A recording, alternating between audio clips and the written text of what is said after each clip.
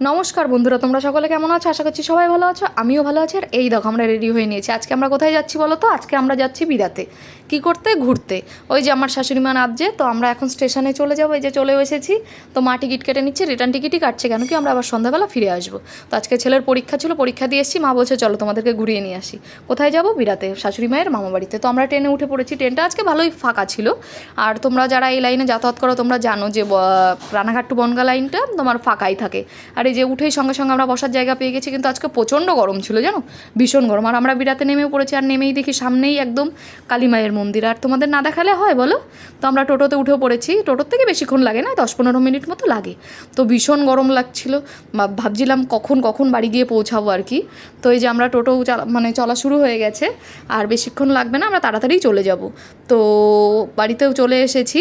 তো বাড়িতে এসে শান্তি, বাবা কি গরম বাইরে, জানো, প্রচণ্ড গরম। আর এই যে যিনি চেয়ার নিয়ে আসলো উনি আমার দিদা শাশুড়ি। উনি ওনার বাপের বাড়িতে বেড়াতে এসছে।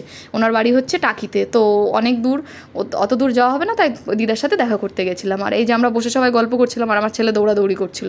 তোর পেছনে আবার আমার ছুটতে হচ্ছিলো। তো আর এই যে এই দুষ্টুটাকে দেখছো, দুষ্টুটা ভীষণ মিষ্টি আর খুব কথা শোনে, জানো। আর ওই যে আমার ছেলে খেলছে আর খেতে বসে পড়েছে। আর আমার ছেলের বিরিয়ানি তো তোমরা জানোই, ও ভীষণ পছন্দ করে। আর কোনো কথাই নেই, ও বিরিয়ানি হলে একা একাই হাত দিয়ে খেয়ে নেয়, ওকে খাইয়ে দেওয়ার প্রয়োজন পড়ে না। আমিও বসে পড়েছি খেতে। তো এই যে আমরা আবার বাড়ির উদ্দেশ্যে রওনাও দিয়ে দিয়েছি। প্রচণ্ড ভিড় ছিল আসার সময়, পরে তো হালকা হয়েছে। আর রাস্তায় বেরিয়েছি, ঝালমুড়ি না খেলে হয় বলো, তাই ঝালমুড়ি নিয়ে নিলাম। আর এই যে আমরা বাড়িতেও চলে এসেছি। তো ভিডিওটা যদি ভালো লাগে তো লাইক কমেন্ট শেয়ার করে দিও।